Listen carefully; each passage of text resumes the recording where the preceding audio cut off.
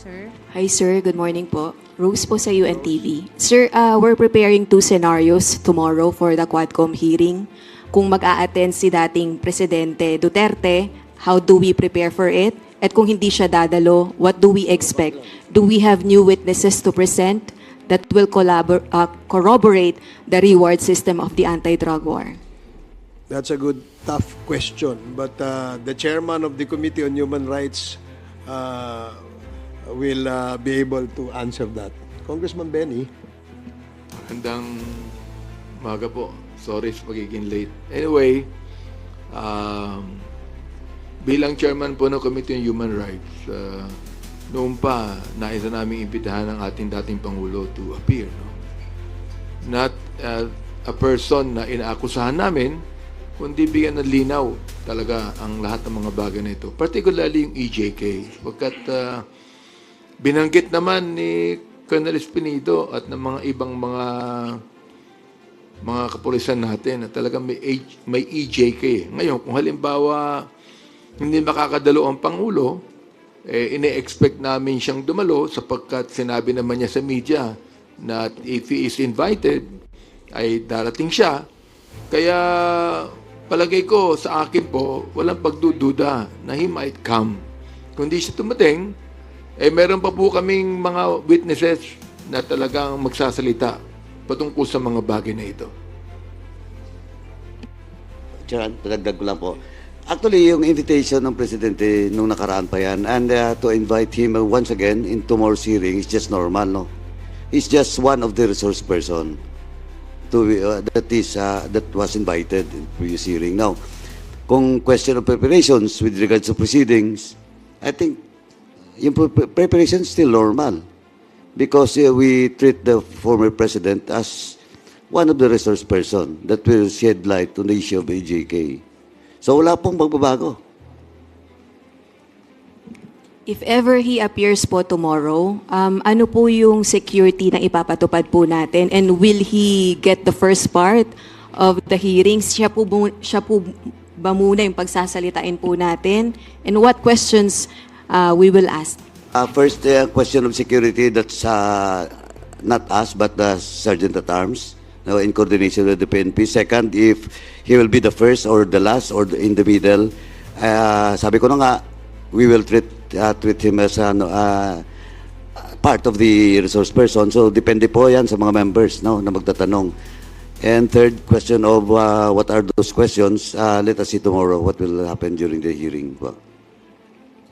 Dagdagan ko lang din, no, na of course, we will afford him the courtesy due to a former president. No? Alam niyo naman dito sa Quadcom, nire-respeto naman natin yung rights ng ating mga resource persons at ng ating mga witnesses.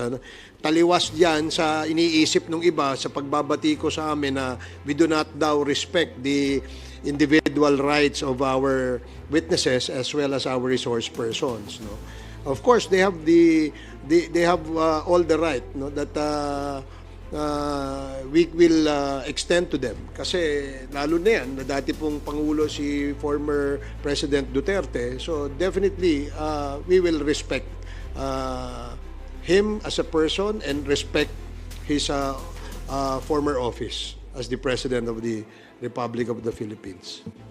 Let me add, no, sa akin naman, more than asking any educated question, we would like to listen to his educated answer.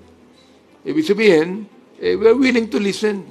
Di ba? I mean, for him to explain to us yung war on drugs, we're willing to listen. For him to explain to us why is it necessary on the war on drugs that more than 20,000 people were killed. We are willing to listen. Oo. We're willing to listen na sinabi niya several times na patayin ang mga drug pushers. For example, we're willing to listen kung bakit niya sinabi yan. We're willing to listen na yung kanya mga binanggit na pinapatay, na-involve din ang ilang mga pulis na gawin ang hindi dapat gawin. We're willing to listen.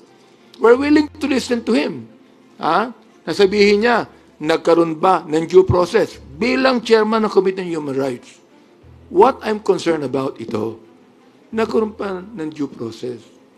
Nagkaroon ba na tinatawag natin sa konstitusyon na binigyan ng pagkakataon kahit mga suspect yan na hindi natin binibilang na mga kriminal unless proven guilty. Bilang ang ating dating Pangulo ay piskal. Naniniwala po siya sa due process. Naniniwala po siya na dapat bigyan ng pagkakataon ang mga suspect kahit mga drug lord pa yan. We're willing to listen.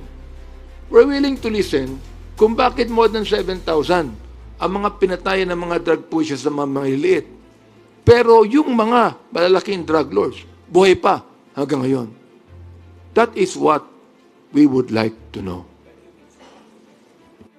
Ay, sir, sorry, follow-up lang. Kasi sa mga social media feed or post po ng mga supporters ng Duterte camp, his attendance may lead to contempt. Yung pong respect that the Quadcom will accord the former president, is that enough assurance for him not to be contempt? I cannot, the committee personally, I cannot assure that. It's up to him to be present tomorrow, and it's up to his answers and his actuation during the hearing. So, for me, sabi ko na nga, hindi ko pwedeng pangunahan ng dating Pangulo. Let us see what will happen tomorrow. But one thing for sure, we will afford him the due courtesy, his office should be afforded. Sir? Sir? Sir? Sir, sorry. Sir, Go ahead. sir, follow-up ko lang yung sa mga Chinese na may title. Meron ba kung may narinig ako, baka mali lang ako, Tony Yang, the brother of Michael Yang, kasi meron ding ID Tai Yang. ID Tai Yang is same as Tony Yang. No.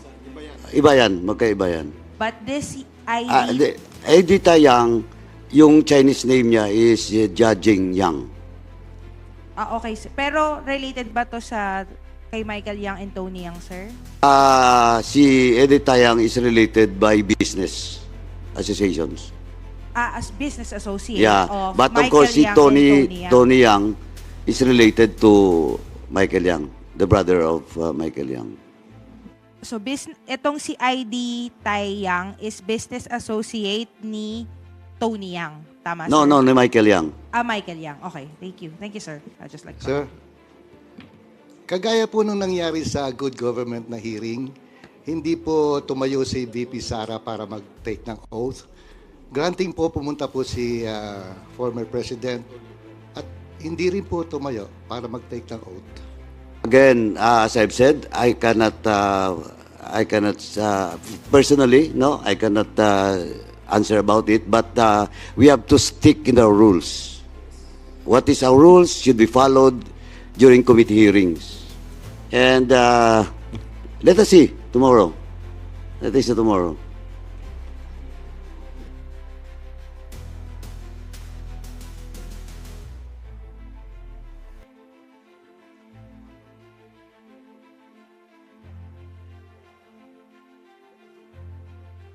Bakit ang konti ng mga tanong nyo? Himala.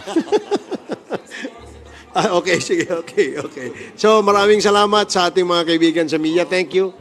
Yeah, you still have one more question, Rose? Okay. Sir, magko-comment lang si Rose na parang namumula po kayo. Hindi, walang tulog eh.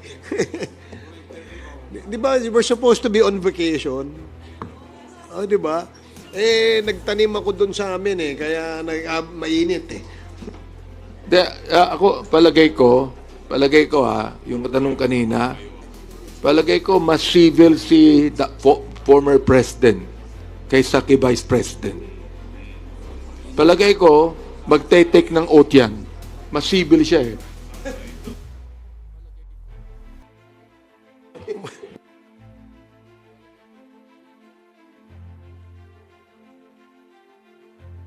Okay, thank you and salamat sa inyo sa ulitin.